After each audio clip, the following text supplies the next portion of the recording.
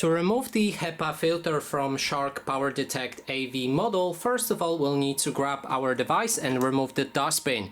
Here you can find two buttons. Click on them and pull out the dustbin.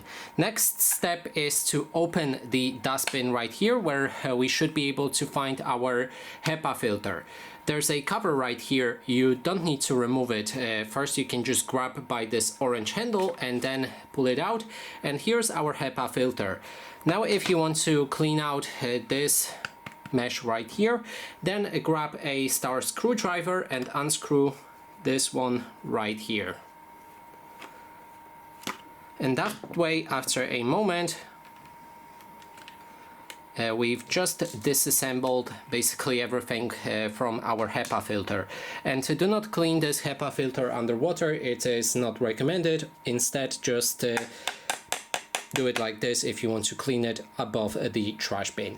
And that is basically everything. Thanks so much for watching, and if you like this video, please consider subscribing.